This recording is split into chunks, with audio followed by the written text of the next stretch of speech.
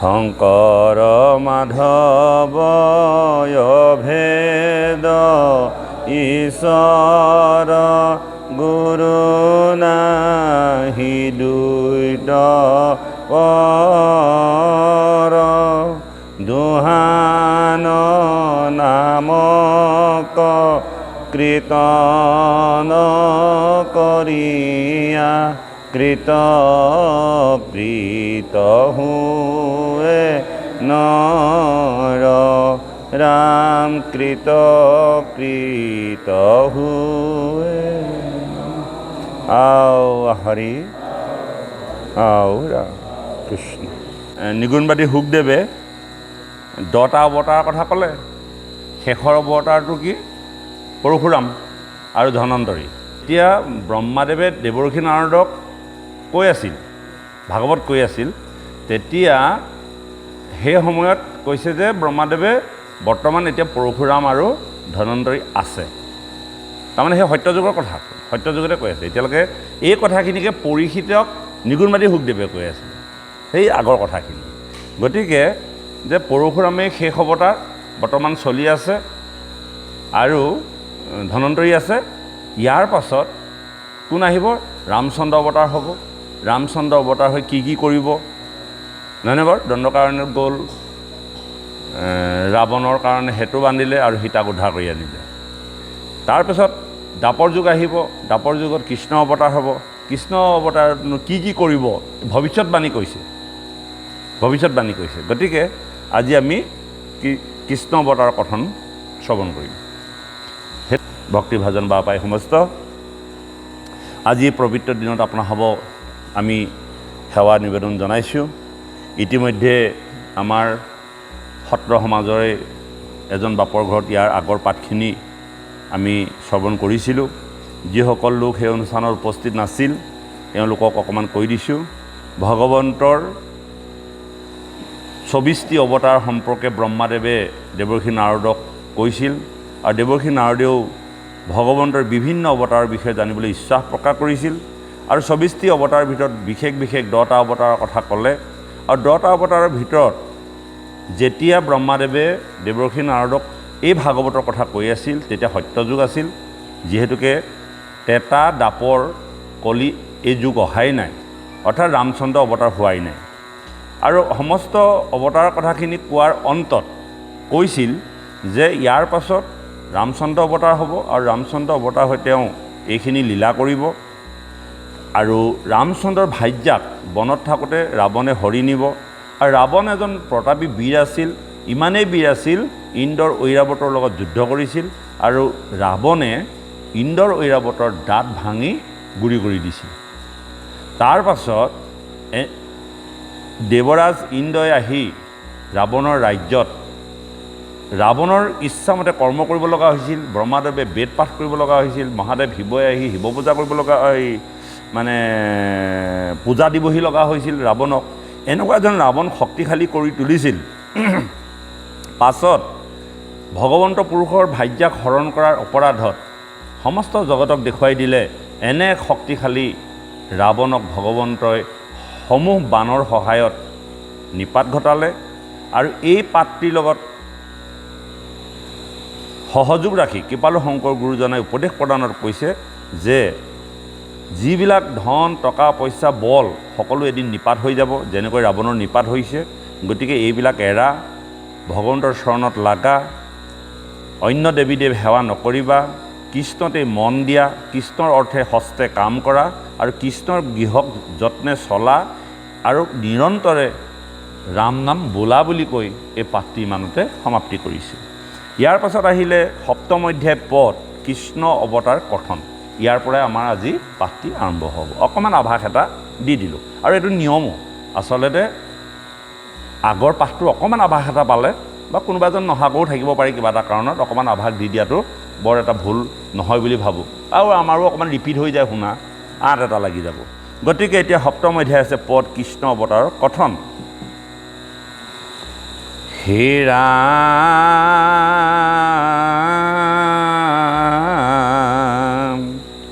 ব্ৰহ্মায়ে বুলন্ত শুনা মুনি মহাশয় ইষ্টদেৱ কৃষ্ণৰ কহিবু লীলাশয় মহাভাৰ সহিবে নপাৰিব ঘুমতি কান্দি দুখ নিবে দিবে আমাত সম্প্ৰতি তেহে হমে যাইবু মই ক্ষীৰোদধিতীৰ কৃষ্ণক চিন্তিবু তথা কৰি চিত্ত থিৰ কি ক'লে ব্ৰহ্মায়ে বুলন্ত শুনা মুনি মহাশয় ইষ্টদেৱ কৃষ্ণৰ কহিবু লীলাশয় মহাভাৰ সহিবে নপাৰিব সুমতি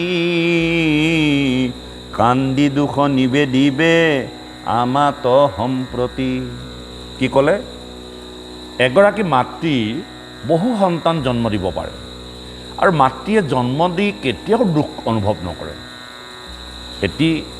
এগৰাকী মাতৃয়ে এটি সন্তান জন্ম দিবলৈ প্ৰসৱ যিটো যন্ত্ৰণা আইগৰাকী বাদে সেই কথাটো কোনো লোকে বুজিব নোৱাৰে প্ৰসৱ যিটো যন্ত্ৰণা কিন্তু ইমান যন্ত্ৰণাকো নেওচি এগৰাকী আয়ে তেওঁ ইচ্ছা অনুযায়ী বহু সন্তান জন্ম দিব পাৰে তাৰ কাৰণে তেওঁ দুখ নহয় বা দুখ অনুভৱো নকৰে আৰু কেতিয়া অনুভৱ কৰে দুখ বহু পুত্ৰ জন্ম দিয়াৰ পাছত পুত্ৰসকলৰ যেতিয়া ভাৰ সহিব নোৱাৰা হয় তেতিয়া আইগৰাকী অত্যন্ত ক্ৰোধিত হৈ যায় আৰু অত্যন্ত দুখ হৈ যায় ভাৰ মানে যিবিলাক সন্তানক জগতে বেয়া পায় যিবিলাকৰ সন্তানৰ জৰিয়তে জগতৰ অকাল্যাণ সাধন হয় এই সন্তানবিলাকৰ ভাৰ মাতৃগৰাকী সহিব নোৱাৰে তাৰ বাদে পুত্ৰ বা পুত্ৰী সকলো সন্তানে আই গৰ্ভত যিমানেই যন্ত্ৰণা নিদিয়ক সকলো সহিব পাৰে কিন্তু এটা সময়ত মাতৃগৰাকী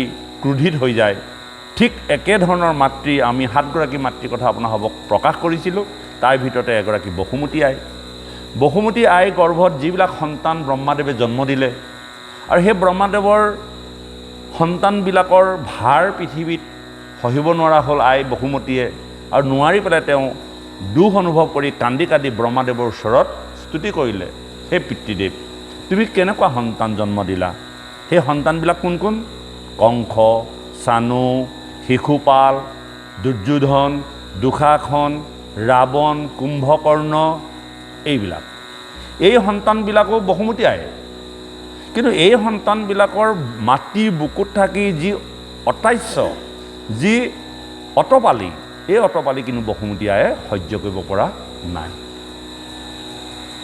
আৰু নোৱাৰাৰ কাৰণে বসুমতী আয়ে ব্ৰহ্মাদেৱৰ ওচৰত গৈ কান্দি কান্দি স্তুতি কৰিছে কি বুলি কৈছে মহাভাৰ সহিবে নপাৰি বসুমতী কান্দি দুখ নিবে দিবে আমাত সম্প্ৰতি তেহে হমে যাইবু মই ক্ষীৰোদধিতীৰ কৃষ্ণক চিন্তিবু তথা কৰি চিত্ত থিৰ আকাশী বচন শুনি কৈবু দেৱতাত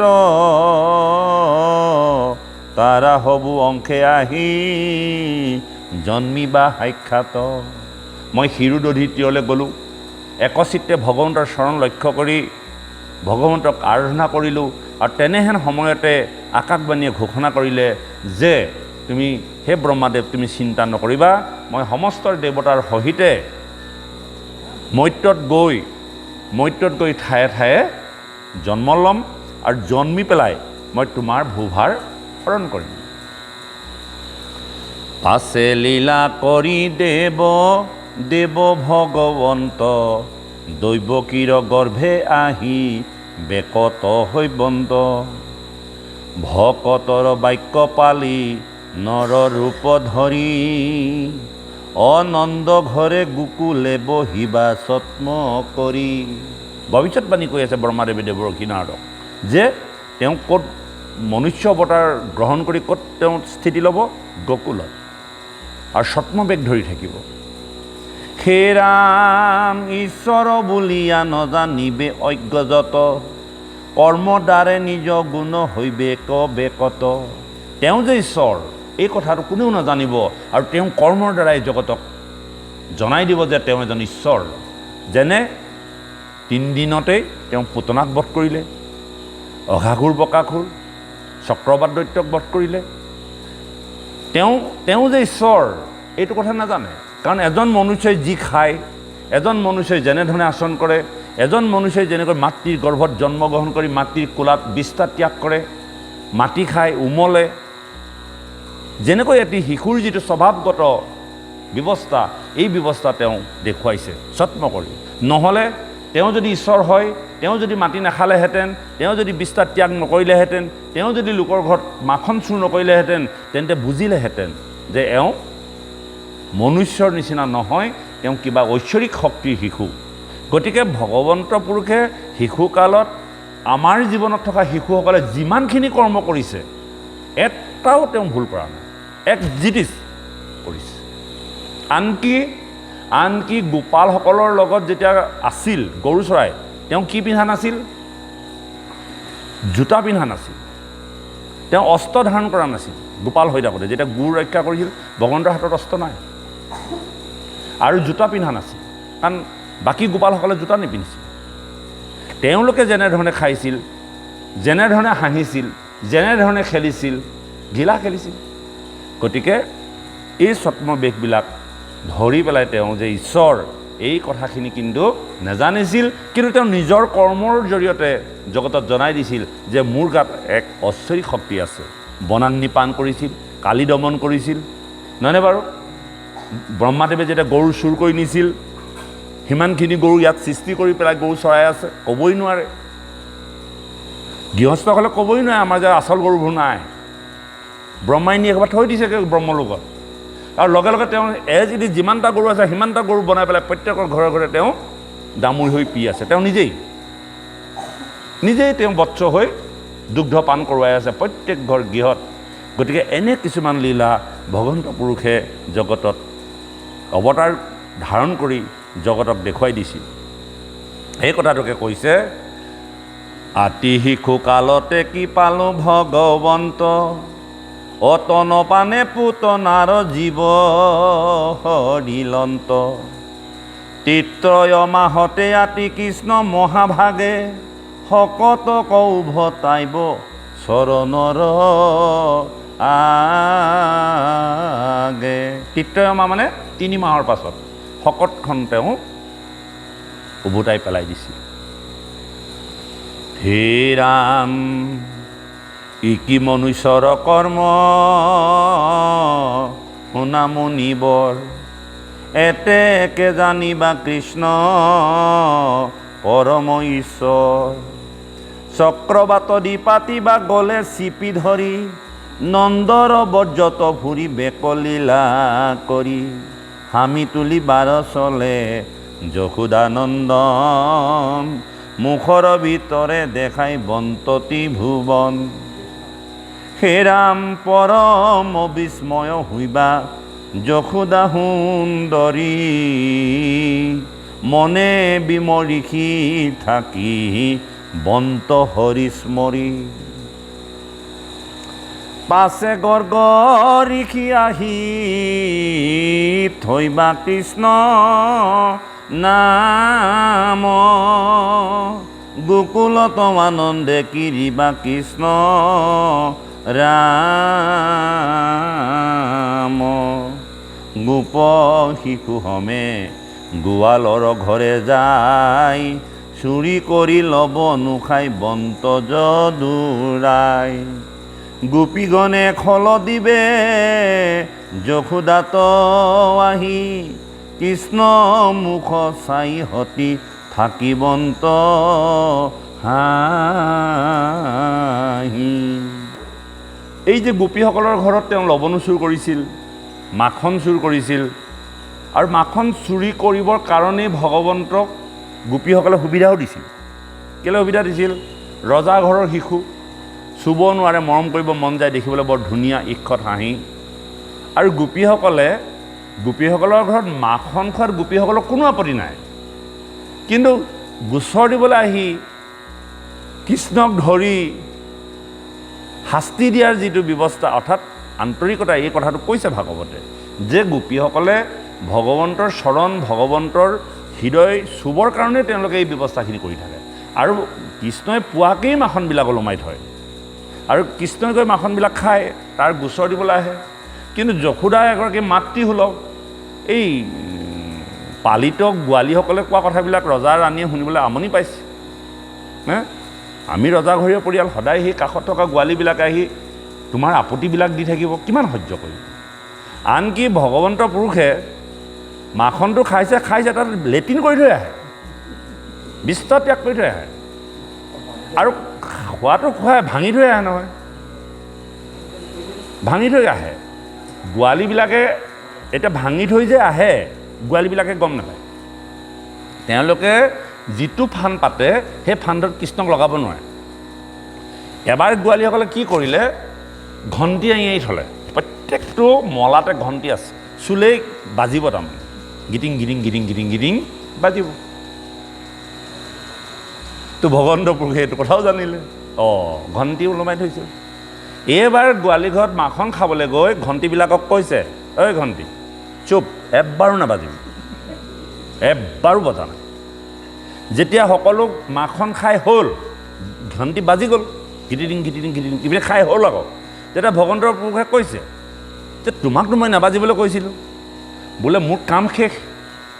ভগৱন্তক ভোগ চৰোৱা সময়ত ঘণ্টি বাজিব লাগে।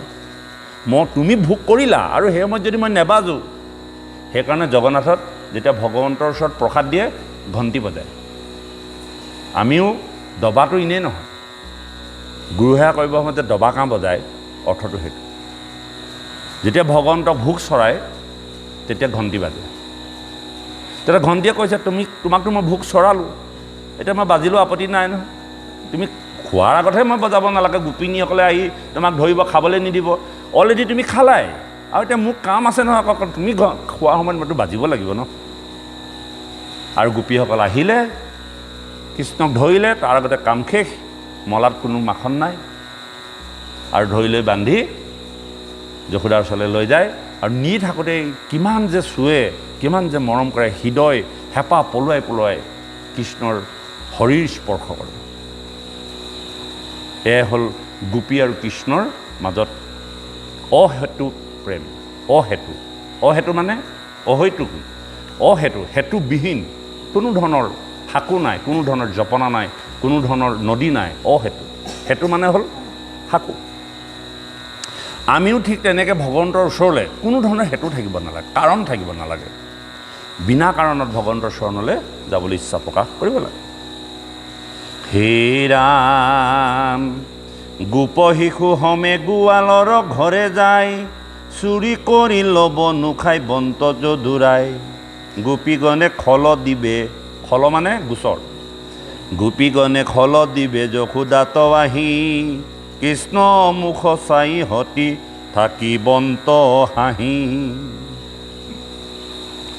অকেনে মাতি খাইবে বুলি যশোদা সোধন্তে, নাখাওঁ বুলি মুখ মেলি বন্ত ভগৱন্তে।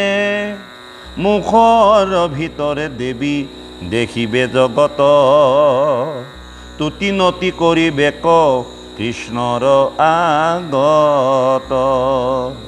পাছে দধি মঠি মেক নন্দেৰ সুন্দৰী, তন পিবে নাপাই কুধিলন্ত দেৱ হৰি। পতাপু কহানি ভাঙ্গি দধিৰ কলচি, লবনো খাই বন্ত কৃষ্ণে খুপি মাজে পখি।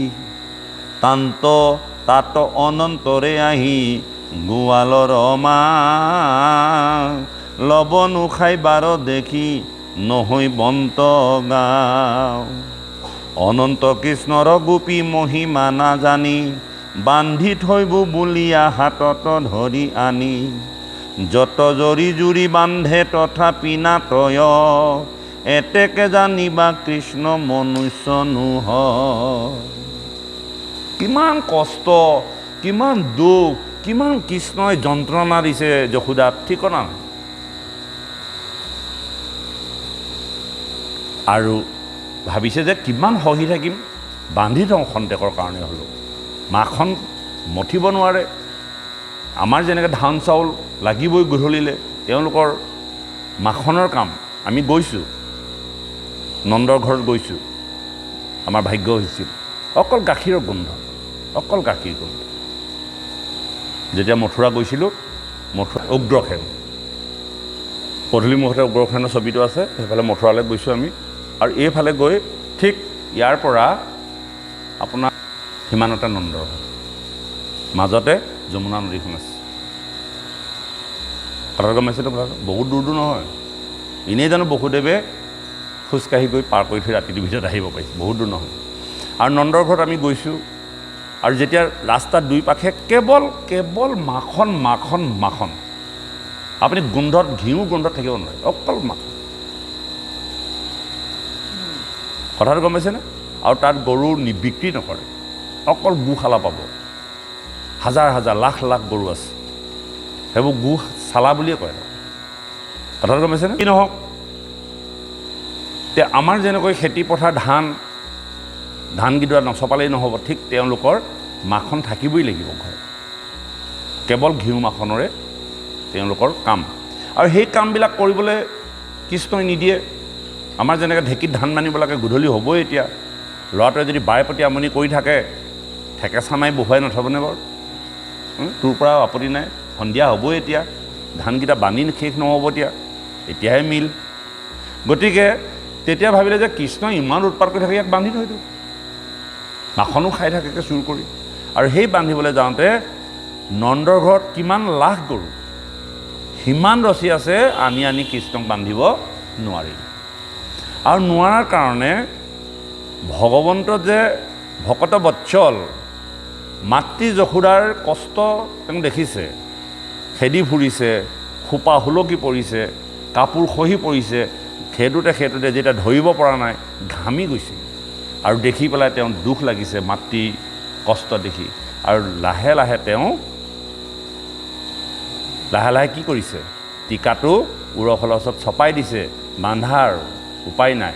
আৰু বান্ধিবলৈ লওঁতে ৰছী আনি তাতো লীলা তেওঁ, আকৌ এটা যন্ত্ৰণা, দুআঙুলে নোজোৰে। অৰ্থাৎ মাতৃ যশোদাই কৃষ্ণক কেৱল শিশুৰ ওপৰতহে চাইছে, যদিও তেওঁ গৰ্ভতেই মাটি খাওঁতে জগতখন দেখুৱাইছিল, কিন্তু সেই জগতত যশোদাই চাবই পৰা নাই, বিশ্বৰূপ চাব নোৱাৰে, পৰি গৈছে যশোদা। সিমানখিনি হোৱাৰ পাছত চেতন পাই আকৌ তেওঁ সেই একেটাই মাতৃ। চাবচোন আপুনি, আমি যদি কেতিয়াবা পিছল খাই মূৰটো যদি ক'ৰবাত দুখ পাওঁ, ক'ব নোৱাৰা হৈ যাওঁ, সেই ক'ব নোৱাৰা হৈ থকা সময়ত কি হ'ল একো গম নাপায়, পাছত আকৌ একেই। তত্ত্বটো দিয়া নাই। গতিকে তেওঁ কেৱল পুত্ৰ আশা কৰি জগতত তিনিবাৰকৈ তেওঁলোকে কৃষ্ণক পুত্ৰ হিচাপে পালে, কিন্তু ভক্তিটো নিদিলে। তেওঁ পুত্ৰহে আশা কৰিছে, ভক্তিটো আশা কৰা নাই। যেতিয়া তেওঁলোকে পিঞ্চি আৰু সুতপা, নহয়নে বাৰু? তাৰপিছত আহিলে দ্বিতী আৰু অদিতি আৰু কাশ্যপৰ ঔৰসে ব্ৰাহ্মণ অৱতাৰ, আৰু এইবাৰ পূৰ্ণকৃষ্ণ ভগৱন্তৰ হিচাপে দৈৱকী আৰু বসুদেৱৰ ঔৰস আৰু গৰ্ভত তেওঁ জন্ম হৈ যশোদাই পালিত হিচাপে, তাৰো কাহিনী আছে, কেলেনো পালিত হিচাপে আছে, সেইখিনি কথা বহুত ধৰণে ক'ব লাগিব। গোটেইখিনি আকৌ এখন বেলেগ শাস্ত্ৰলৈ যাবগৈ, যে কি নহওক কেতিয়াবা আমি ক'বলৈ বিচাৰিম। আৰু সেইকাৰণে তেওঁলোকে সেই যিটো বাঞ্ছা কৰিছে সেইটোহে হ'ব, তাতকৈ আৰু বেছি নিদিব। আৰু তেনেধৰণে থাকি তেওঁ এটা সময়ত কি কৰিলে, মাকৰ সেই দুখখিনি সহ্য কৰিব নোৱাৰি কটি মানে টিকাটো আহি উৰশালৰ ওচৰত লাগিল। আৰে কম্পিত মাধৱ নয়ন জোৰাই, আৰে কম্পিত মাধৱ নয়ন জোৰাই, কতি চাপি উৰখলে বন্ধন কাই, আৰে কম্পিত মাধৱ নয়ন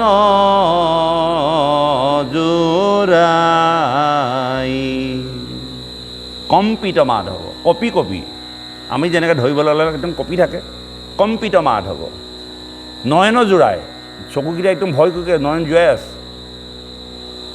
কম্পিত মাধৱ নয়ন জোৰাই কটি চাপি উৰ হ'লে বন্ধন কাই কাই মানে দেহ কটি মানে টিকা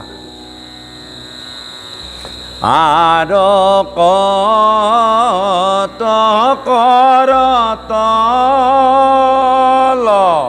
মাঝি লুরে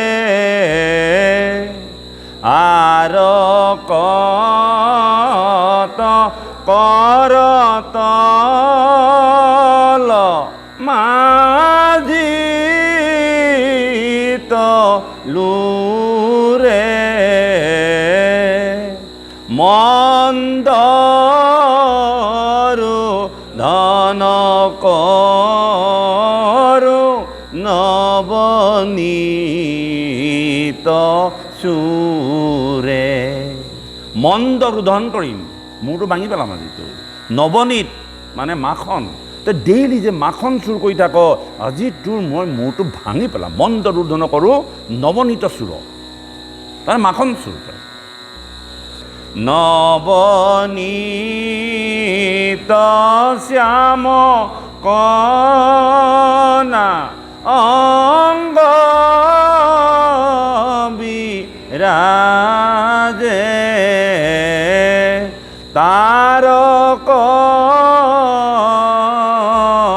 গণ জৈছে গগন কুমাজে নৱনীত কণা শ্যাম নৱনীত মানে মাখনৰ কণাবিলাক তোমাৰ শ্যাম সুন্দৰ দেহত সিঁচৰিত হৈছে অংগ বিৰাজে অংগ মানে টুপ টুপ টুপ টুপকৈ বিৰাজ কৰিছে তাৰপিছত কৈছে কি তাৰকা গণে জৈছ গগনকো মাজে যেনেকৈ আকাশখনত তৰাবিলাকে টুপ টুপ টুপ টুপকৈ নীলা আকাশখনত এটা সুন্দৰ প্ৰকাশ কৰে তোমাৰ শ্যাম সুন্দৰ দেহটোত সেই মাখনৰ টুকুৰা টুকুৰাবিলাক লাগি অংগবিলাক যেন আকাশত অৰ্থাৎ তৰাবিলাকে যেন জিলিকি উঠিছে এটা সুন্দৰ ছবি পৰিস্ফুট উঠিছে সেইজন ভগৱানক কোনে কোনে নাপায় যিজন ভগৱানক আজি যশোদা আয়ে বান্ধিবলৈ খেদি ফুৰিছে যিজন ভগৱন্তৰ শ্যাম সুন্দৰ দেহত মাখনবিলাক জিলিকি আকাশৰ নিচিনা সৌন্দৰ্যতা প্ৰকাশ পাইছে যিজন ভগৱানে মাকৰ দুখ সহিব নোৱাৰি কটি উৰহলৰ ওচৰত ছপাই দিছে সেইজন ভগৱানক কোনে কোনে নাপায় যাহে শৰণৰে নো যোগী পাই যাহে শৰণৰে নো যোগী পাই ভকতি বলে তাকো বন্ধন কাই কেৱল যশোদাৰ ভক্তিৰ বলেৰে আজি কৃষ্ণক বান্ধিবলৈ সক্ষম হৈছে প্ৰত্যেকগৰাকী আয়ে ভগৱন্তক সেৱা সৎকাৰ কৰি ভগৱন্তক গৃহখনত বান্ধি থাকিব পাৰে কেনেকৈ ভগৱান আমাৰ গৃহবিলাকত দুখ আহিব কেনেকৈ আমাৰ গৃহবিলাকত কষ্ট আহিব কেনেকৈ আমাৰ গৃহবিলাকত মন মলিনতা হ'ব যদিহে ভগৱন্তক গৃহবিলাকত আমি বান্ধি থ'ব পাৰোঁ কেৱল আইবিলাকে পাৰে মাতৃবিলাকে পাৰে কেৱল গৃহিণীগৰাকীয়ে পাৰে কেনেকৈ পাৰে তেওঁলোকৰ নীতি আৰু সদাচাৰে ভগৱন্তক পুৱা গধূলি ধূপ ধূনাই ভক্তিভাৱেৰে শ্ৰৱণ কীৰ্তনৰ মাধ্যমেদি কৃষ্ণক বান্ধিব পাৰে আৰু সেইজন ভগৱন্তক কেনেকৈনো যশোদাই পালে আজি আক্ষেপ কৰিছে কোনে কৰিছে মাধৱ মহাপুৰুষ আক্ষেপ কৰিছে হে মাই তুমি কি ভক্তি কৰিছিলা হে টিপটো শিকাই দিয়াচোন যে জগতৰ গুৰুক তুমি বান্ধিবলৈ সক্ষম হৈছা কহয় মাধৱ দাকে শুন মেৰি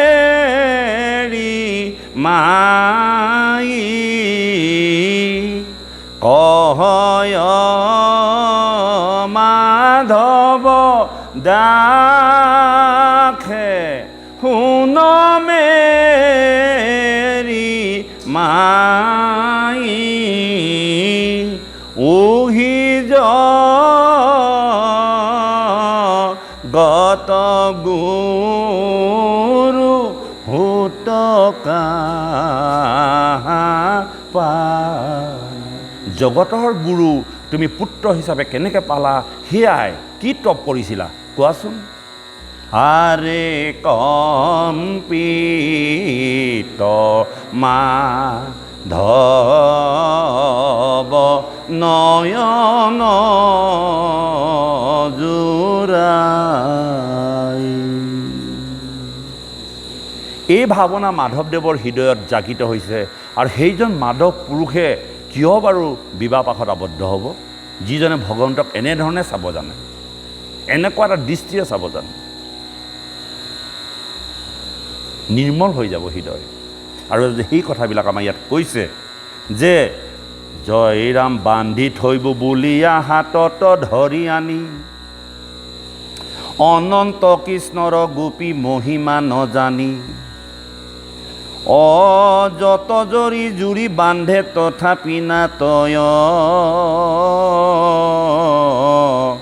এতেকে জানিবা কৃষ্ণ মনুষ্য নোহোয় বন্ধনলৈ বন্ত ভক্ত বৎসলে দেখাই অৰ্জুনক উভন জীৱা উৰ লঘ খাই আকৌ লীলা এবাৰ বান্ধিবলৈ দিলে সুযোগ এটা থলে বান্ধি উৰখলত এইবাৰ আকৌ উৰখলটো চুচুৰাই নি আকৌ অৰ্জুন গছজোপা ভাঙি পেলালেগৈ লীলা তেওঁ কৰ্মৰ দ্বাৰা জগতত প্ৰখ্যাত কৰিব লাগিব বা আমাৰ কৰ্মৰ দ্বাৰাহে আমি জগতত শ্ৰেষ্ঠতা আনিব পাৰিম শ্ৰেষ্ঠতা বিচাৰিলে নাপাব এই কথাটো বাৰম্বাৰ ভগৱন্তৰ পুৰুষেও কৈছে যেতিয়া তেওঁ দ্বাৰকা গমন কৰিছিল তেতিয়াও কৈছে যে আমাৰ প্ৰত্যেকজন মানুহৰ কৰ্মবিলাক আমি কৰিব লাগে আৰু আপোনাৰ শ্ৰেষ্ঠতা জগতে নিৰূপণ কৰিব আপুনি কেতিয়াকৈ শ্ৰেষ্ঠতা নিৰূপণ কৰিব আপোনাৰ কৰ্মই শ্ৰেষ্ঠতা নিৰূপণ কৰিব কৰি যাওকচোন কামবিলাক আপোনাক মাতি আনি আপোনাক আসনত বহুৱাব মাতি আপোনাৰ ওচৰত কৰ্ম কৰাব নে বাপ মাত্ৰ আমি কৰ্ম কৰি যাব লাগে কৰ্ম নকৰোঁ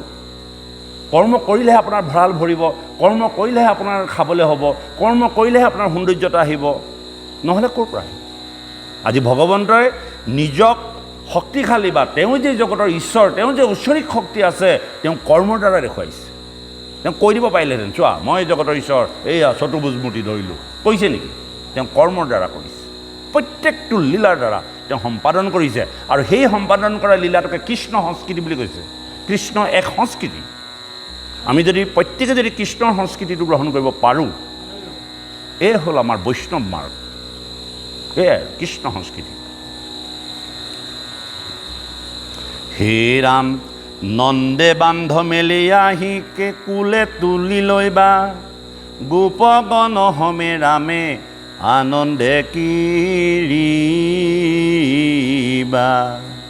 কতু নৃত্য কৰিবন্ত গোপীৰ বচনে লবনো দিবেক গোপী আনন্দিত মনে গোপী লবনো দিম আহা আমাৰ লগত নৃত্য কৰা নাচা আমি যে কওঁ আমি যে ল'ৰা ছোৱালীবিলাক মৰ্টন দিম আহা তুমি গানটো গোৱাচোন আমি আনন্দ ল'ব বিচাৰোঁ তেওঁ গান গাই ভাল পায় আৰু আমি মৰ্টন এটা দিম তুমি গোৱা আজি গোপীসকলে কৃষ্ণৰ পৰা নৃত্য চাবৰ মন গৈছে আৰু সেই নৃত্য দিবৰ কাৰণে কৈছে মই লবনো দিম মাতিছে লোভ দেখুৱাইছে কি যে লীলা আনন্দময় এক পৰিৱেশ এইবিলাক ভাবিলে কৃপালু শংকৰ গুৰুজনে হয়তো ৰাতি ভাবিছিল মাধৱ মহাপুৰুষ হয়তো এইবিলাক কথা ভাবিয়ে তেওঁলোকে আনন্দিত হৈ গৈছিল বা সমস্ত এইবিলাকেই হ'ল ভক্তি আপুনি ভাবি বেলেগৰ কথা ভাবি থকাতকৈ কৃষ্ণৰ লীলাবিলাক মনত পেলাই আমি ভাবচোন সেইকাৰণে আমাৰ গুৰু ভতিমা দেৱ ভতিমা আপোনাৰ লীলামালা কিয় গাব দিয়ে যাতে ভকতজনে এইবিলাক গাই তেওঁ আপ্লুত হৈ যায় আমি এতিয়া লীলামালা গাওঁ গুণমালা গাব লাগে কাৰণে গাওঁ নহয়নে বাৰু লীলামেলা গাই থাকোঁতে আপোনাৰ চকুৰ পানী বৈ যাব লাগিব তাৰমানে সেই লীলাৰ লগত আপুনি সংযুক্ত হৈ যাব লাগিব গুণমালা গাওঁতে আপুনি ভাগৱত ভাগৰ সম্পূৰ্ণ অৰ্থ এতিয়া আমাৰ গুণমালাবিলাকত যিবিলাক শব্দ আমি মানে বহুত ভুল আছে আৰু যিবিলাক আমি শব্দবিলাক প্ৰকাশ নহয় ভালকৈ শুনিও টকচ কৰি থাকে এইবিলাক অকণমান চাই ল'ব লাগিব তেতিয়া আমাৰ আনন্দিত মন হ'ব হে ৰাম ভকতৰ বস্তু মানি খাইবা যদুৰাই বৃন্দাবনে ফুৰিবন্ত বাছৰু চৰাই বৎসৱক অঘমাৰি সাধিবন্ত গতি যমুনা পুলিনে অন্ন খাইবা প্ৰাণপতি সেহি বেলা বৎস বৎস পাল লৈয়া যাইব পাছে নিজৰ ৰূপে গোবিন্দক দেখা পাইব ৰূপ ঢাকিবন্ত কৃষ্ণে কৃপা কৰি মোক মই তুতি নতি কৰি যাইব সত্য লোক গৰু কৰা খন্তে ৰাম কৃষ্ণ বনচাৰী গোপক ভুঞ্জাইবা তাল ধনুকক মাৰি আমি দশমত এইবিলাক গাই গৈছোঁ নহয়নে বাৰু মনত পৰিছেনে তাল ফল কেনেকৈ খুৱাইছিল আমি দশমত এইখিনি কথা ব্যাখ্যা হৈ গৈছে খুব সুন্দৰভাৱে ব্যাখ্যা কৰা হৈছে যদি পাহৰিছে আমি আকৌ দশমত ব্যাখ্যা কৰিম হে ৰাম গৰু কৰা খন্তে ৰাম কৃষ্ণ বনচাৰী গোপক ভুঞ্জাইবা তাল ধনুকক মাৰি বিষ পানী খায়া মৰি বেক গৰু গাই হবা কুজিয়াইবা কৃষ্ণে কৃপা দৃষ্টি চাই কালিন্দীক শুদ্ধ কৰি দেৱ বনমালী ফনাত চৰিয়া নাচি খেদাইলন্ত কালি বনজুইত গোপ গোপী হুৱয় নিজান সবাকো ৰাখিবা কৃষ্ণে বন্নি কৰি পান মঞ্জুবনে প্ৰৱেশিব গৰু গোপচয়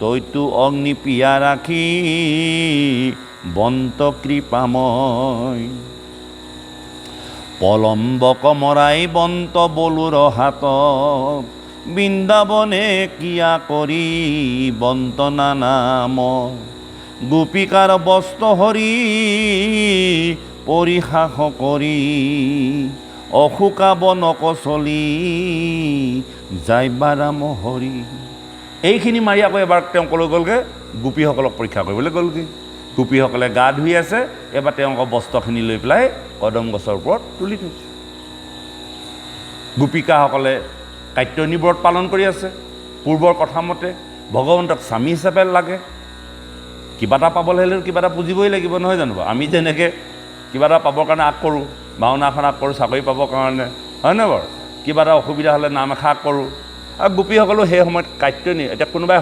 কয় যে চোৱা ভাগৱতত দেখোন কাত্যয়নী মানে দুৰ্গা পূজা আছে কাৰণ দাপৰ যুগত পূজা ব্যৱস্থাটো আছিল তেতা যুগত যজ্ঞ আছিল কলিতহে নাই কলিত কৰিব নোৱাৰে কলিত নাইকিয়াও নহয় আজিও এইবিলাক কথা তাত প্ৰশ্ন উত্থাপন হৈছিল গতিকে গোপীসকলৰ ওচৰত গৈ যেতিয়া কাত্যয়নী ব্ৰত এটা বালিত কৰে দুৰ্গা মূৰ্তিটো বালিয়ে সাজি পেলাই গোপীসকলে কাত্যয়নী অকণমান শুনিব আইসকলে শুনিব কাত্যয়নী ব্ৰত পালন কৰে দুৰ্গাক পূজে এমাহ কেতিয়া কৰে কাতি মাহত কৰে এমাহ কৰে এমাহ কৰি পেলাই ৰাস কেতিয়া হয় আমাৰ কাতি বা আঘোণত হয় এই এবছৰত হয় গতিকে কাতি পহিলাতে কৰে তাৰমানে এমাহৰ পাছতে ৰাস হৈছেই নহয় কাত্যয়নী ব্ৰত পালন কৰিলে কাত্যয়নী ব্ৰত পালন কৰি পেলাই তেওঁলোকে গা ধুবলৈ যায় তাৰমানে বস্ত্ৰ থৈ পেলাই তেওঁলোকে উলংগভাৱে গা ধুৱে আৰু ভগৱন্ত পুৰুষে এবাৰ গ'ল কাত্যয়নী পূজা কৰিছে ন দুৰ্গাক পূজা কৰিছে দুৰ্গা পূজা কৰা দেখি ভগৱন্তটো সন্তুষ্ট হৈছে আৰু তো গৈ পেলাই দেখিলে উলংগভাৱে সমস্ত কাপোৰ খুলি পেলাই তেওঁলোকে উলংগ অৱস্থাত স্নান কৰিছে আৰু ভগৱন্তই সেই সুযোগতে সমস্ত কাপোৰখিনি নি পেলাই গছত উঠি বহি আছে এতিয়া গোপীসকলে দেখি পেলাই এতিয়া লজ্জিত হৈ আছে এইপিনে ঠাণ্ডা দিন কাতি মাহ বৰ ঠাণ্ডা কঁপিছে কৃষ্ণ একদম পূৰা মস্তিছে বাঁহী বজাই আছে কাপোৰখিনি লৈ এতিয়া গোপীসকলে কৈছে যে কাপোৰখিনি দিয়া তুমি কেনেকুৱা নিৰ্লজ ইমান নিৰ্লজ আমি ইয়াত সমস্ত গোপীসকলে গা ধুইছোঁ তুমি পুৰুষ হৈ পেলাই আহি তোমাৰ লাজ নালাগেনে চৰম নালাগেনে হে দিয়া কাপোৰ দিয়া কৃষ্ণই ভক্ষেপ নকৰে গোপীসকলে কৈছে তোমাৰ পিতৃক লগাই দিম নন্দক লগাই দিব তাৰমানে কৃষ্ণই কৈছে লগাই দিয়া তো মোৰ ক'বলগীয়া আছে তোমালোকক উলংগ হৈ গা ধুবলৈ কোনে কৈছে এইটো যে অপৰাধ হৈছে জানানে নাজানা? কথাবোৰ চাব আকৌ, ভাগৱতত আনিছে এইবিলাক কথা। তেওঁলোকে লগাই দিম বুলি কৈছে নন্দক, তুমি যে এনেকুৱা দুষ্ট কৰিছা, লোকৰ গাভৰু ছোৱালী উলংগ অৱস্থাত আহি পেলাই তুমি দৰ্শন কৰি কাপোৰ লুকাই থৈছা, এইবিলাক আমি নন্দক গোচৰ দিমগৈ। কৃষ্ণই কৈছে কৈ দিয়াগৈ, মইতো ক'মগৈ, কোনে তোমালোকক উলংগ হৈ গা ধুবলৈ কৈছে? উলংগ হৈ গা ধুব নাপায় নহয়, এনেকৈ ক'লে। গোপীসকলে আকৌ মাত বন্ধ হৈ গ'ল, অঁ আমাতকৈ দেখোন এইটো গোচৰহে বেছি টান। তথাপিতো কৈছে দিয়া নাই, কৃষ্ণই নিদিয়ে। এখন হাতে এতিয়া লাজ ঢাকি আছে, এখন হাতে খুজি আছে, দ্ৰৌপদী যি অৱস্থা একেই, গম হৈছেনে? গতিকে ইমানেই তেওঁলোকৰ ঠাণ্ডা হৈছে, কৃষ্ণই কৈছে এখন হাতে নমস্কাৰ বেদেৰে কৰেও বহিষ্কাৰ, কেতিয়াও এখন হাতে নক'ব। অ' বাপ কৃষ্ণ কৃষ্ণ, আৰে মাৰিমেই বুলি কৈছে নেকি? এখন হাতে নহয়। যদি আপোনাৰ হাতত কিবা এটা আছে, এই হাতখনে বাপ কৃষ্ণ। এইটো আপুনি বাইক এখন চলাই গৈছে, চাইকেল এখন চলাই গৈছে, আপুনি কৃষ্ণ কৃষ্ণ এইবোৰ নহয়। এখন হাতে নমস্কাৰ বেদে কৰেও বহিষ্কাৰ। এই পৰম্পৰাটো আকৌ আৰ্মিবিলাকৰ তাত আছে।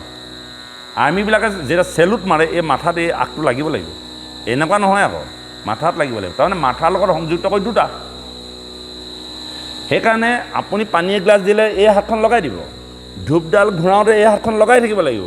কাৰোবাক যদি আপুনি এইবিলাক পৰম্পৰা মই আগতো কৈছোঁ, আমাৰ আইসকলে বাতিটোৱে, আপোনালোকে চাব দেই কথাবিলাক, আমি ঢেৰ ভাগৱত পঢ়িছোঁ কিন্তু আমি সংস্কাৰ শিকা নাই।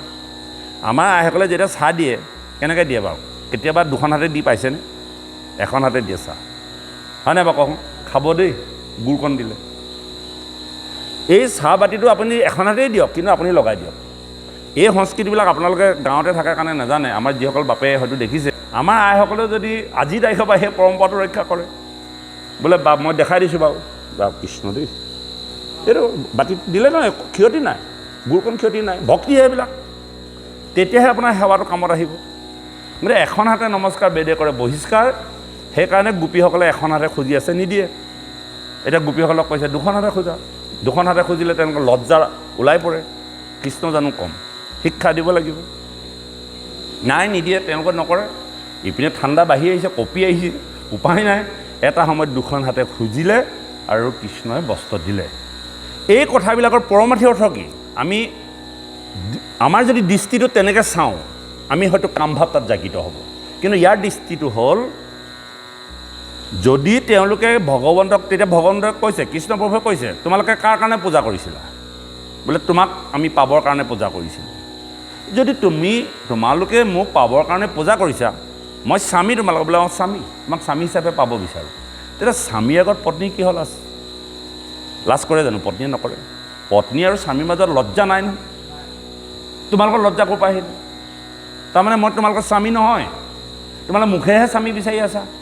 তোমালোকে বিচাৰিছা কাত্যায়নী ব্ৰত কৰি দুৰ্গা পূজা কৰিছা, আৰু তাত মই সন্তুষ্ট হৈছোঁ। সন্তুষ্ট হৈ মই আহিছোঁ তোমালোকৰ ওচৰলৈ। তেতিয়া মোৰ ওচৰত লাজ কিহৰ? আচলতে তোমালোকে বাহ্যিকভাৱেহে স্বামী বিচাৰি আছা, কাম ভাৱতহে স্বামী বিচাৰিছা, প্ৰকৃত স্বামীজন তোমালোকে বিচৰা নাই। যদি বিচাৰিলাহেঁতেন তেতিয়াহ'লে মোৰ আগত তোমালোকে উলংগ হ'বলৈ লজ্জা নাথাকে। এইবোৰ ভাগৱতত আছে আকৌ, এই ডকুমেণ্ট পাম। তেতিয়া ক'লে যে চোৱা, মই তোমালোকৰ পূজাত সন্তুষ্ট হৈছিলোঁ, কিন্তু তোমালোকৰ আৰু সাধনাৰ বাকী আছে। অৰ্থাৎ ভগৱানক ভজিবলৈ হ'লে সেইকাৰণে মায়াচুৰী ভকতি কৰোঁ দানা। এই কথাটো আপোনালোকে উপলব্ধি কৰক। অৰ্থাৎ বস্ত্ৰ মানে হ'ল কি? বিষয়। আমাৰ বিষয়খন থকাৰ কাৰণে আমি ঈশ্বৰৰ ওচৰলৈ যাব নোৱাৰোঁ। ঈশ্বৰৰ ওচৰলৈ যাবলৈ ৰাস্তা বন্ধ নাই নহয়, কিন্তু আজিলৈকে আমি ঈশ্বৰক ভজি বা পুজি আমাৰ সন্মুখীন কৰিব পৰা নাই। কেলৈ? বিষয়খন আছে, এই কাপোৰবিলাক আছে। কাপোৰবিলাক হ'ল আমাৰ লজ্জা বিষয়। আৰু যিদিনাই বিষয় ত্যাগ হৈ যাব, সেইদিনাই আমি স্বামীৰ ওচৰত ভাৰ্যা হিচাপে একত্ৰ হৈ যাম। সেইকাৰণে ভকতৰ মাজত কোনো লজ্জা নাথাকে, থাকিব নালাগে। তাৰমানে মায়া দেখিব নালাগে। এতিয়া কথা হ'ল কি, তেতিয়া ভগৱন্ত পুৰুষে তেওঁলোকক স্বামী হিচাপে নিদিলে। ক'লে যে তোমালোকক মই কম, মাতিম, তোমালোকে আৰু সাধনা কৰা, তোমালোকে বিষয়খন শেষ কৰা, অৰ্থাৎ মায়াবিলাক ছেট কৰা। তেতিয়া গোপীসকলে আৰু সাধনা কৰিবলৈ লাগি গ'ল। সাধনা কৰিবলৈ লাগোতে এইবাৰ সদায় গোপীসকলে ভাবি থাকে ক'তা কৃষ্ণইতো আমাক মাতিম বুলি কৈছিলে, মাতিম বুলি কৈছিলে, মাতিম বুলি কৈছিলে, সদায় বাট চাই থাকে, সদায় বাট চাই থাকে। এদিন মাতিলে নহয়। কেনেকৈ মাতিব কৈছে, মই বাংশীত ফু দিম, ধ্বনি দিম, আৰু জানিবা সেইদিনাই তোমালোকক মই মাতিছোঁ। বাই সমস্ত ঈশ্বৰৰ ঘৰলৈ আপোনাৰ মোক মাতিব লাগিব। ভক্তি কৰিবলৈ হ'লে আপোনাৰ কৃপা হ'ব লাগিব, ভগৱন্তই মাতিব লাগিব আপোনাক, তেতিয়াহে যাব পাৰিব, নহ'লে আপুনি যাব নোৱাৰে। জগন্নাথলৈ যাওঁ বুলি যাব নোৱাৰে।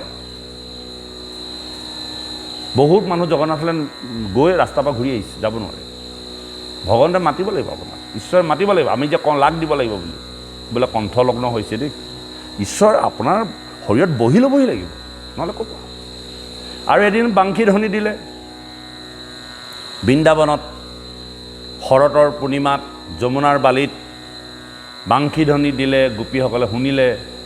কেতিয়া? ৰাতি 12 বজাত। সেইকাৰণে নাম ৰাতি, দিনৰ নামেৰে নাম সাধন নহয়, নাম নমাইছে ৰাতি। মধ্যৰাতি নমাইলন্ত শ্ৰীমন্ত শংকৰ। আগৰ নামবিলাক সদায় ৰাতি পাতে। আজি এতিয়া কিমান ভাল লাগিছে চাওকচোন। এই পৰিৱেশটো দিনত নহয়। আপুনি দিনত এনেকৈ বহি কথা শুনিব নোৱাৰে। মনত ৰাখিব, আমি যে নামবোৰ সাধাৰণ লাইট এটাৰ কাৰণে, ৰভাখনৰ কাৰণে যে দিনতেই যে নামবোৰ পাতিবলৈ ধৰিছোঁ, সাধনা আহিব। আপোনাৰ হৃদয়ত নাম বস্তু ৰঞ্জিত হ'ব, নাম ৰাতি। আৰু সেই মধ্যৰাতি বাংশীত ফু দিলে, গোপীসকলে গম পায় বৃন্দাবনলৈ ঢাপলি মেলিলে, য'ত যাওঁতে দিনতেই বাঘ ভালুক ওলায়। এতিয়া প্ৰশ্ন হ'ল, গকুলত অকল সেই গোপীসকলে বাংশী ধ্বনি শুনিলে, বাকীবিলাকে নুশুনিলে নি? যিজন ধ্যানস্থ, যিজন ঈশ্বৰৰ সেৱক, ভক্তি কথাবিলাক সেইজনেহে গম পায়।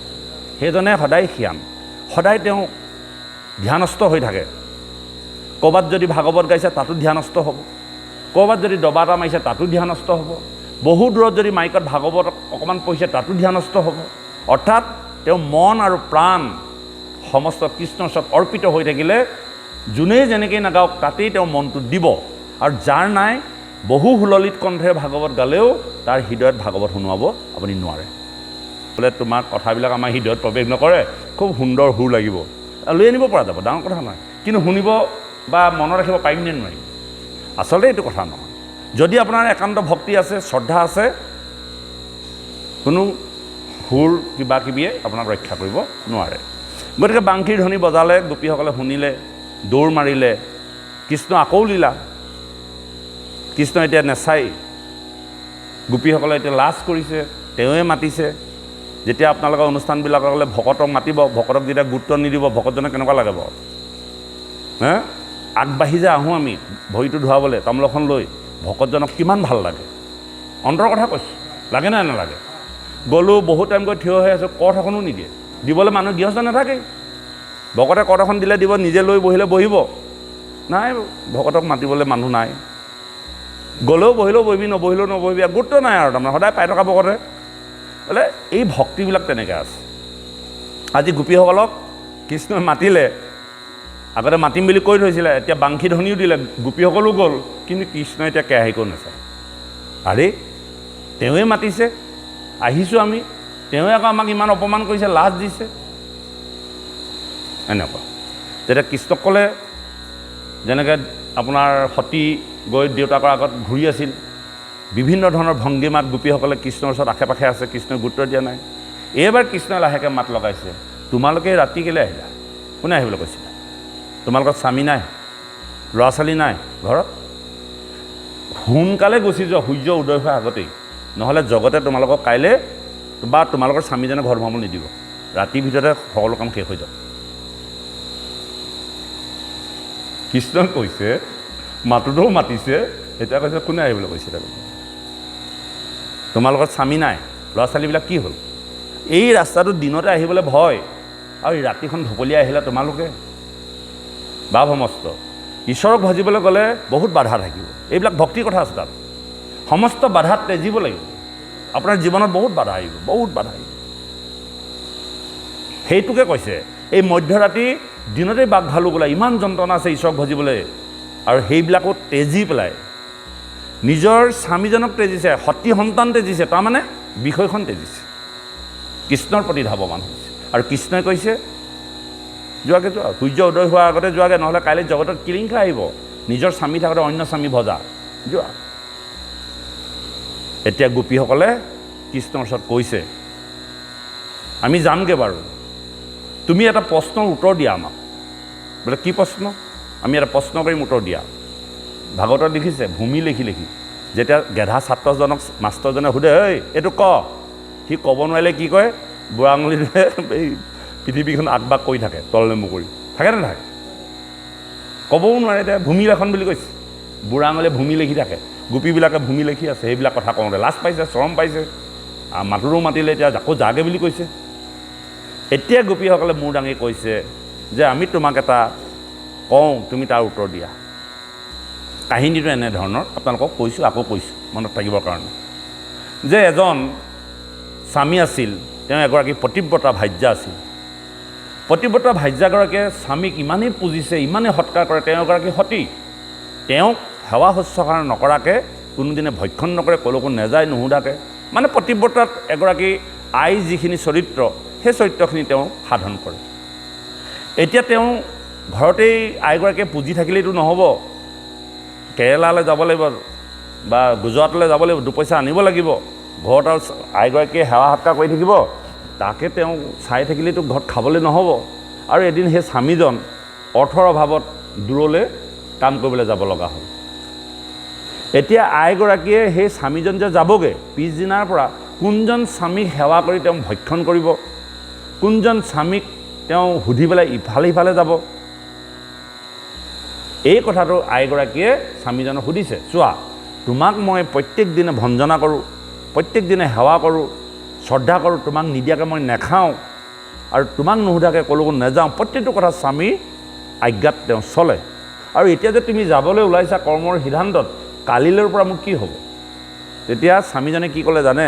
এটা কাম কৰা, মোৰ নিচিনাই এটা নকল, বাবু টোপনি আহিছে, মোৰ নিচিনাই এটা হুবহু স্বামী মই বনাই থৈ যাওঁ, তেওঁকে তুমি চব কৰিবা আৰু মই যেতিয়া আহিম তেতিয়া এইটো উঠাই দিম আৰু। বুজিছেনে কথাটো? এজন নকল স্বামী আৰু তেওঁ বনাল আৰু, বনাই নকল স্বামী দিলে, তেওঁ কামলৈ গ'লগৈ আৰু। এই আইগৰাকীয়ে সদায় সেই স্বামীকে একেই আৰু দেখিবলৈ, তেওঁকে ভাত দি ল'ব, তাৰপিছত খাব, ক'ৰবালৈ যাবলৈ হ'লেও স্বামীক তেওঁকে সুধি পেলাই গুচি যায় আৰু। কেইদিনমান হ'ল, কামৰ টকা পইচাও আহিলে, আহি ৰাতি 12টা বজাত আহি পেলাই দৰ্জাত টক টক দিছে। আইগৰাকী তেতিয়া সেই নকল স্বামীজনক সেৱা সৎকাৰ কৰি আছে, যেনেকৈ মধ্যৰাতি বা 9টা 10টা বজাত যিখিনি শুশ্ৰূষা কৰে সেইখিনি সেই স্বামীজনকে কৰি আছে। তেওঁ দি থৈ গৈছে ন, আজ্ঞা দি থৈ গৈছে।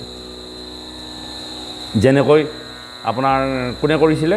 একলব্যই গুৰুৰ মূৰ্তি স্থাপন কৰি গুৰু মানি পেলাই যে শিক্ষা গ্ৰহণ কৰিছিলে, একে কাহিনী। এতিয়া বাপজন আহিলে, বহুদিনৰ পাছত দৰ্জাত টকৰ দিছে। আইগৰাকীয়ে যে কোন? এওঁ কৈছে মই আহিছোঁ। কোন মই? তোমাৰ মই আকৌ, তোমাৰ মই, বৰ ডাঙৰ কথা। কোন আহিছা? মই আহিছোঁ। কোন মই? তোমাৰ মই। এই সম্বন্ধটো কাৰ লগত আছে? ভাগৱতৰ 12শ স্কন্ধৰ শেষলৈ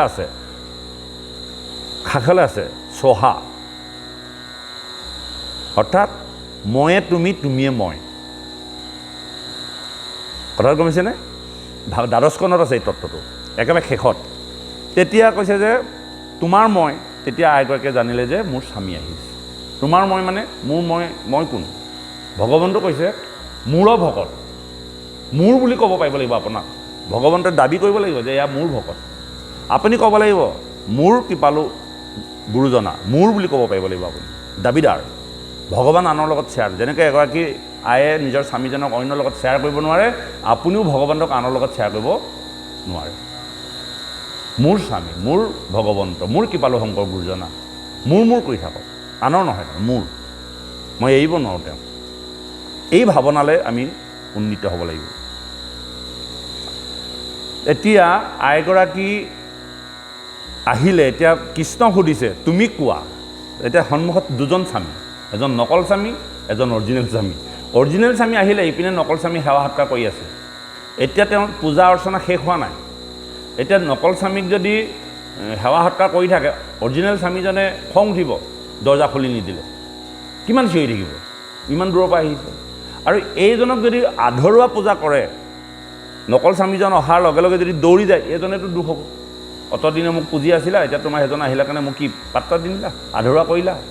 এতিয়া ভগৱন্ত পুৰুষক এই প্ৰশ্নটোৰ উত্তৰ দিবলৈ কৈছে, প্ৰশ্নটোৰ উত্তৰ দিবলৈ কৈছে। তেতিয়া ভগৱন্ত পুৰুষে এইটো কি বৰ ডাঙৰ কথা, সহজভাৱে কৈ দিলে। এইটো কি ডাঙৰ কথাটো, অৰিজিনেল স্বামী আহিলে যেতিয়া নকলি বাদ দিয়া, আৰু অৰিজিনেল আহি গ'ল। যদি সেইটোৱে হয়, তেন্তে এই জগতৰ অৰিজিনেল স্বামী কোন? তুমি হয়নে? গতিকে আমি নকল স্বামী ত্যাগ কৰিলোঁ, আৰু এতিয়া অৰিজিনেল যিটো প্ৰকৃত স্বামী, তেওঁক যেতিয়া আমি পালোঁ, তুমি আমাক গ্ৰহণ কৰা। তাৰপিছতে মহাৰাস আৰম্ভ হৈছে। সেইবোৰ বিষয় স্বামীহে, দুদিনৰ কাৰণে লগ খাইছোঁ, সতী সন্তান জন্ম দিছোঁ, যাওঁতেই যাবনে আহোঁতেই আহিব, না গতি দিব পাৰিব, না যন্ত্ৰণাৰ পৰা মুক্তি দিব পাৰিব। দুদিনমানৰ কাৰণে এইবোৰ বিষয় স্বামী। গতিকে যদি সেইটোৱে শুদ্ধ হয়, যদি আমি প্ৰকৃত স্বামী যেতিয়া লগ পালোঁ, তেতিয়াহ'লে ডুপ্লিকেট স্বামীবিলাক বাদ দিয়া, তুমি গ্ৰহণ কৰা। আৰু এই যুক্তি খন্দাব নোৱাৰি ভগৱন্ত পুৰুষে তেওঁলোকক ভাৰ্যা হিচাপে গ্ৰহণ কৰিলে, আৰু তাৰপিছত মহাৰাসলৈ গতি কৰিলে। সেয়াই। বোল হৰি ৰাম মুকুন্দ মুৰাৰী, বিনা হৰি নামে ভৱ তৰিতে নপাৰি। বোল হৰি ৰাম মুকুন্দ মুৰাৰী, বিনা হৰি নামে ভৱ তৰিতে নপাৰি। বোল হৰি ৰাম মুকুন্দ মুৰাৰী,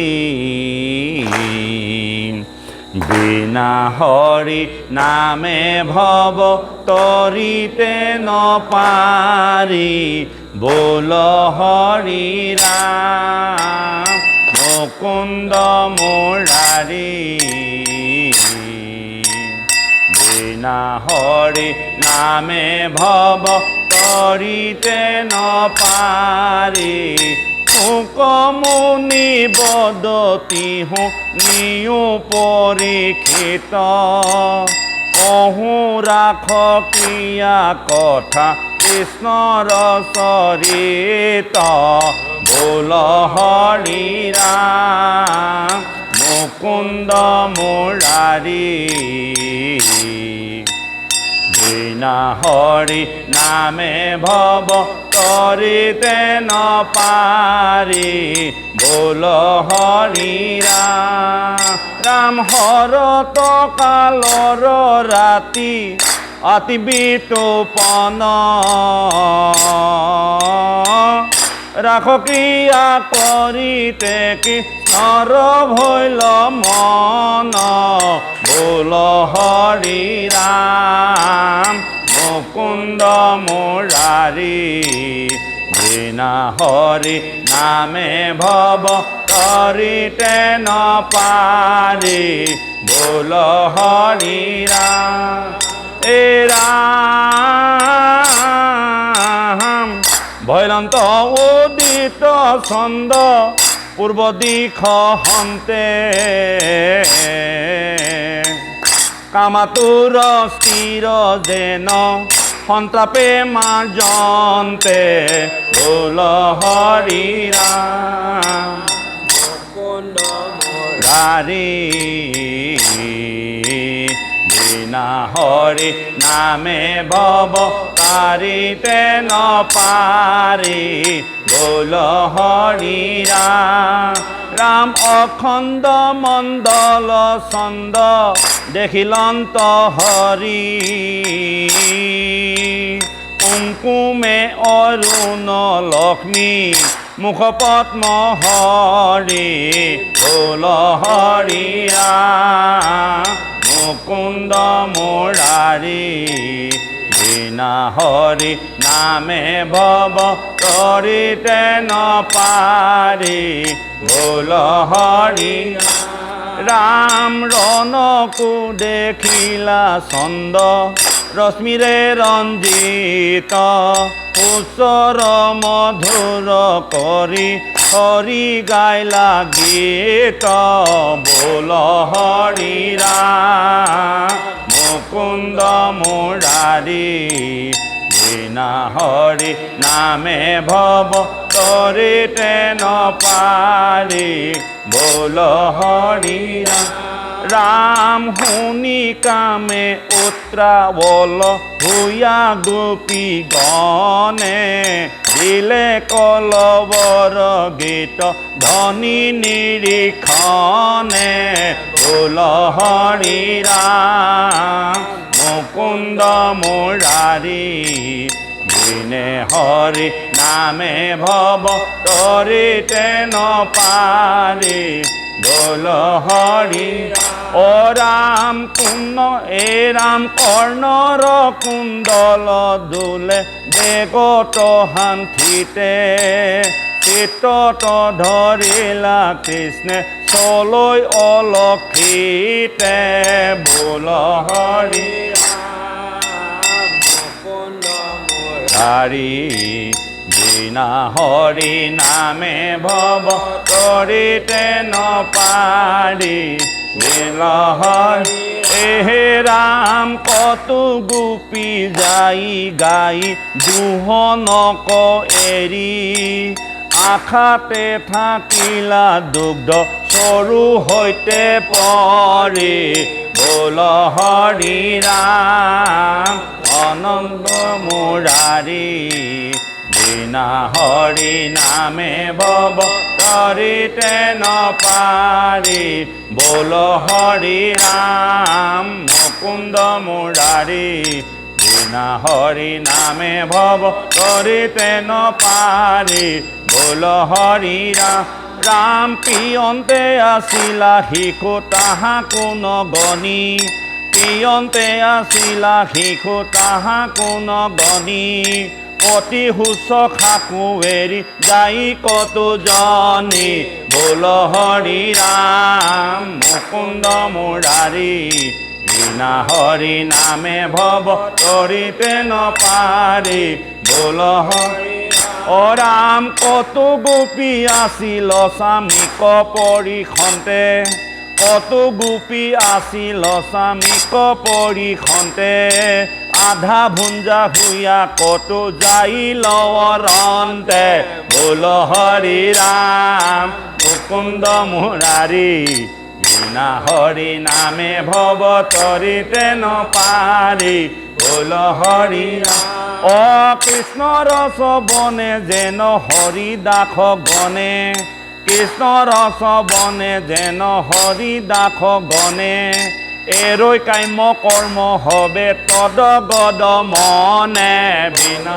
হৰি ৰাম মুকুন্দ মুৰাৰী বিনা হৰি নামে ভৱ তৰিতে নপাৰি হে ৰাম কৃষ্ণে হৰি লন্ত চিত হৰাই লছে তন কৃষ্ণে হৰি লন্ত চিত হৰাই লছে তন পিন্ধয় পাৱত নিয়া ৰত্নৰ কংকন বোল হৰি ৰাম মুকুন্দ মুৰাৰী বিনা হৰি নামে ভৱ তৰিতে নপাৰি বোল হৰি ৰাম ৰাম হাতত নপুৰ আৰৈ কঁকালত হাৰ হাতত নুপুৰ আৰৈ কঁকালত হাৰ কৰি বিপজয় পিন্ধৈ বস্ত্ৰ অলংকাৰ বোল হৰি ৰাম মুকুন্দ মুৰাৰী বিনা হৰি নামে ভৱ তৰিতে নপাৰি